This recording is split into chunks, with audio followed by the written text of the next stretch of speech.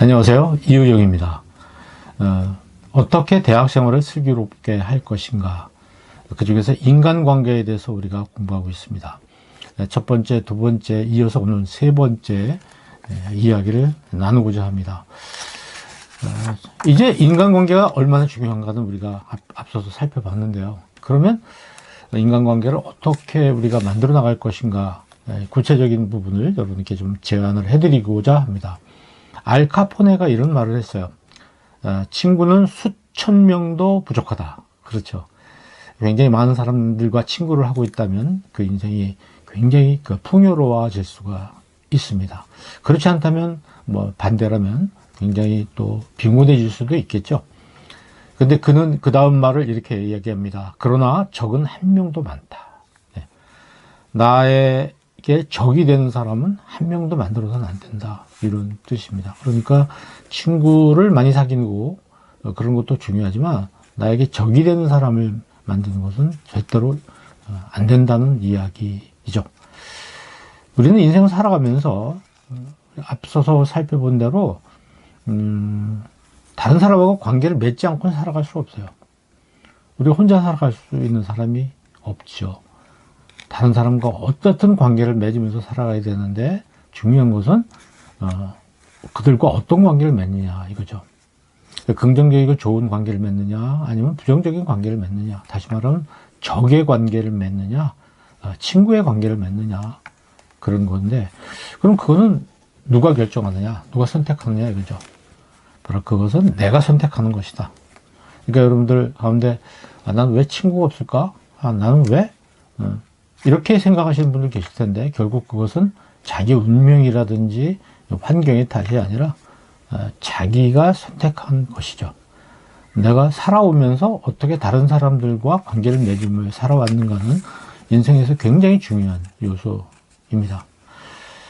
저는 여러분들에게 이런 말씀 드리고 싶어요. 우리는 굉장히 많은 사람들과 친구로 해야 된다는 그런 약간의 강박관념이 있죠. 많은 사람에 알려져야 되고 내 전화번호에 굉장히 많은 사람의 연락처가 있어야 되고, 또 내가 결혼할 때 굉장히 많은 친구들이 하객으로 와야 되고, 이런 강박관념이 있습니다. 그래서 적게 왔을 때, 내 결혼식에 하객이 적었을 때 굉장히 나는 외로운 사람이고, 또 다른 사람도 그렇게 인정을 하죠. 너는 어떻게 인생을 살았길래 내 결혼식에 친구들이 이렇게 없냐 라든가 이런 말을 많이 듣게 되는데, 저는 그렇게 생각하지 않아요. 모두에게 내가 좋은 사람이 된다는 건 불가능합니다. 그리고 굉장히 많은 사람에게 중요한 사람이 되는 그런 직업이 있죠. 정치인이라든지 연예인이라든지 이런 사람이 있지만은 우리가 평범한 시민으로서 행복하게 살아가는 데 있어서는 누군가에게 내가 중요한 사람이 되는 것이 굉장히 중요하다. 이렇게 말씀드리고 있어요. 이제 사람의 관계라는 것은 두 가지입니다. 하나는 이미 주어진 관계잖아요. 여러분의 가족들, 여러분이 선택하지 않았잖아요. 주어졌잖아요. 태어났을 때 그런 분들이 내 주위에 내 네트워크로 이미 결정되어 있지 않습니까? 그러나 또 대부분의 경우에 친구라든가 또 이성, 배우자, 이런 사람들은 거의 내가 선택하는 것이죠. 그러니까 어렸을 때는 주어져 있는 사람들하고 같이 가족이나 또 이런 사람들과 같이 살아갑니다. 물론 사회생활을 하는데도 내가 학교 선생님 내가 선택하지 않았고, 또 우리 회사 다닐 때 나의 팀장을 내가 선택하지는 않죠. 그렇지만 직장을 선택하고 하는 것들이 대부분 나의 선택에 의한 것이라고 볼 수가 있어요. 그래서 내가 나한테 주어져 있는 사람들하고 어떻게 살아갈 것이냐, 굉장히 기초적으로 중요한 것이죠. 또 하나는 내가 어떤 사람들하고 선택해서 함께 살아갈 것이냐, 이건 또 여러분의 굉장히 중요한 책임입니다. 이 책임을 여러분들이 잘 해주셔야 돼요. 지금 여러분 주변에는 어떤 사람들이 있나요?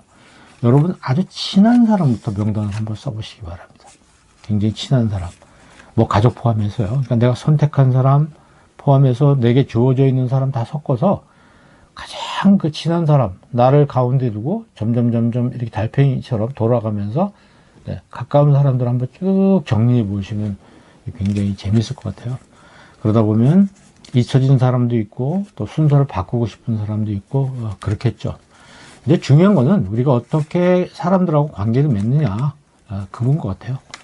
어떻게 좋은 관계를 사람들하고 같이 만들어 나가느냐, 참 중요한데 전 한 두세 가지 좀 정리를 해드리고 싶어요. 첫째는 제가 이제 사회생활을 굉장히 많이 했죠. 직장생활도 해보고 또 학교생활도 해보고 젊은이들과도 생활을 해보고.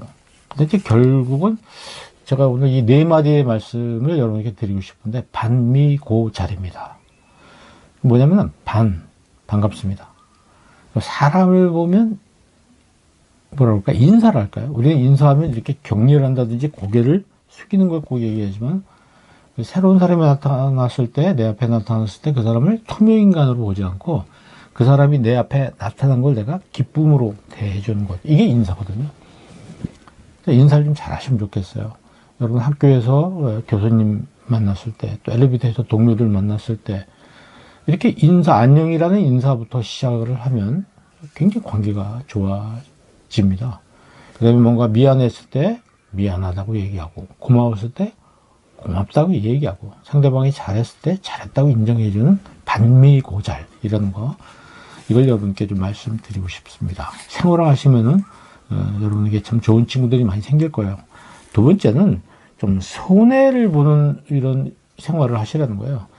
항상 이익을 보고 경쟁해서 내가 이겨야 되고 하는 것이 여러분이 지금까지 그 학교 생활을 통해서 익혀온 방법이잖아요. 공부라는 것을 이기기 위해서 하는. 근데 이것은 사회생활에 굉장히 나쁜 것입니다.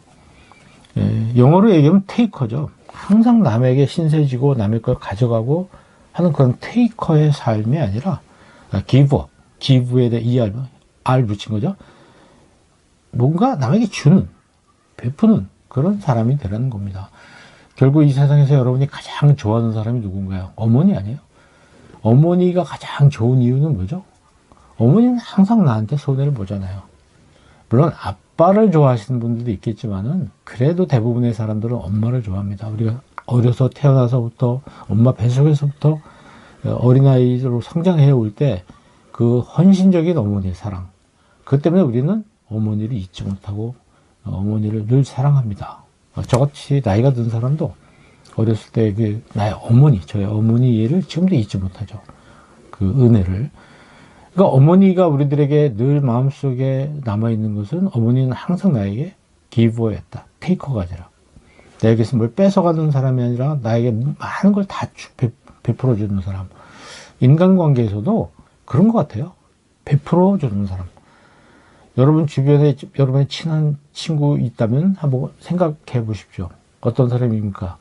여러분이 많은 걸 베풀어 주기도 하지만 그 사람이 나한테 많이 베풀어 줬을 때 나는 그 사람을 굉장히 좋아하는 것이죠. 그러나 그 사람 입장에서 자기는 늘 나에게 베풀기만 해야 되는 입장이 된다는 것을 자각하게 되면 이제 여러분의 친구들은 사라질 수밖에 없다. 이런 생각도 해보게 됩니다.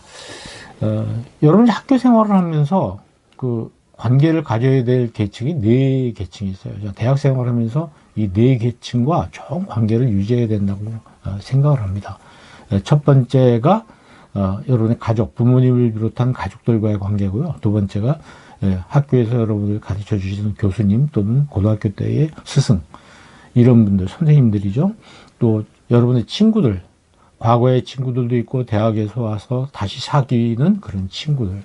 그리고 네 번째는 이성입니다. 이성. 여러분 이제 배우자가 될 사람, 그런 사람들과의 관계. 여기 이 네 관계를 잘 해야지 이제 그걸 바탕으로 해서 사회생활을 쭉 해나가게 된다. 저는 그렇게 봅니다. 첫 번째가 가족인데, 가족과의 관계에 대해서 몇 가지 좀 조언을 해드리면은, 이런 걸 한번 해보시라는 거예요. 가급적 가족하고 식사를 함께 하셔야지 식구가 된다는 것. 또 하라는 것 하고 하지 말라는 거 안 하고 하는 이 부모님과의 관계. 또 부모님들의 어떤 기념일을 챙겨주고, 또 스킨십하고, 또 식사할 때 어떤 스마트폰 안 하는 거, 부모님 칭찬해 드리는 거. 특히 부모님들이 많이 원하시는 게 내 방 내가 스스로 치우는 거. 이런 걸 굉장히 부모님들을 원하시더라고요. 자기 할 일 자기 스스로 하고. 점점 이제 학년이 올라갈수록 부모님들은 사실 여론의 어떤 용돈이나 이런 것도 스스로 벌어서 독립해서 주었으면 하는 그런 생각을 갖기도 하죠. 결국 이런 것들이 관계를 좋게 하는 것이고, 이게 잘 안 될 때는 관계가 나빠지는 것이죠. 여러분 부모님하고 관계 좋으신가요? 하루에 한 번씩 카톡 이렇게 보내주시면 참 좋겠죠. 두 번째, 이제 교수님과 어떻게 관계를 좋게 하느냐. 교수님 중에는 여러분들이 대부분은요, 와서 수업 듣고 그냥 가요. 한 학기 지나도 교수님과 학생이 서로 관계가 없는 그런 경우가 대부분입니다. 일단은 수업에 성실하게 참여해야 됩니다. 교수님 입장에서는요, 여러분들이 엑셀런트한 걸 원하는 게 아니라 성실한 거 아닌가, 그걸 먼저 원하죠. 그리고 그런 의미에서 저는 그 일정한 앞자리, 정해진 자리에 계속해서 놓치지 말고 그 자리에 앉아주시면 교수님이 굉장히 주목하시지 않을까 생각해요. 물론 다른 학생들이 인사하지 않더라도 이렇게 들어올 때 간단한 목례라도 교수님한테 하고, 끝난 후에도 교수님 오늘 감사합니다 하고 인사하고 가는 것, 15번, 16번 정도 교수님과 한 학기에 그렇게 인사를 나누기만 해도 교수님 머릿속에는 아마 오랜 동안 남아 있을 것이고, 그것이 관계를 좋게 할 겁니다. 그리고 모르는 게 있을 때는 그 자리에서 물어보든가, 아니면 끝난 후에, 아니면 교수님 방에 찾아가서 또 연락, 이메일로, 카톡으로 이렇게 좀 관심을 표하는 거다. 학습에 대해서 관심을 표하는 걸 교수님 굉장히 좋아하시죠. 또 개인적인 어려운 문제를 상의 드릴 때 교수님들하고 관계는 굉장히 가까워진다, 이렇게 볼 수 있습니다. 꼭 해보시기 바랍니다. 용기를 내서. 세 번째는 친구하고 회복하는 방법은 저보다는 여러분이 더 잘 아실 거라고 생각해요. 뒤에서 이렇게 그 친구에 대해서 나쁜 말 하지 않는다든지, 또 이야기할 때 잘 들어주는 거 있지 않습니까? 경청하는 거 굉장히 좋죠. 그런 사람들. 이성 간의 이제 관계가 아직 여러분들이 이런 부분에 대해서는 취약하겠습니다. 학교에서 이런 수업이 있다면 여러분 한번 깊이 관심을 갖고 들어보시면 좋을 거예요. 이성에 대해서 아는 것. 친구들을 통해서 알게 되는 것보다도 이렇게 또 전문가들의 이야기를 들어보면 여러분이 좋은 그 인간관계를 가질 수가 있을 겁니다. 서로 다름을 인정해주고, 또 상대의 감정을 잘 파악해 주는 것, 상대방이 싫어하는 거 안 한다는 거, 또 요즘 그 데이트 폭력 같은 거 문제가 되고 있지 않습니까? 그런 것들 주의해야 되고, 또 많습니다. 친구와 연인은 좀 다를 수 있다는 것도 생각해 보시면서, 특히 그 이성이 좋은 이성과 이렇게 만난다는 것은 여러분 인생에 말도 못하게 중요해요. 왜냐하면 여러분이 30살에 결혼한다고 그러면 인생 100살이라고 했을 때 60년, 70년은 같이 살아야 되는 거예요. 그런 좋은 사람하고 만나는 것, 저는 좋은 대학 가는 거, 또 좋은 회사 가는 거, 그거보다 중요한 거는 좋은 배우자 만나는 거거든요. 그래서 사실 대학 4년 동안 대학 생활 하시면서 여러분이 해야 될 가장 중요한 것은 어떤 의미에서는 좋은 인생의 파트너, 짝을 만나는 겁니다. 또 친구들 만나는 것이고, 그래서 지금 말씀드린 가족과, 또 여러분 가르치는 선생님과, 그리고 친구들과, 또 이성, 이 다음에 배우자가 될 그 이성을 찾고 만나고 관계를 맺는 거, 요 4가지 관계를 대학 생활 하시면서 좀 역점 두시고 열심히 공부에 못지않게 하신다면 여러분 인생은 굉장히 행복하게 전개될 것입니다. 감사합니다.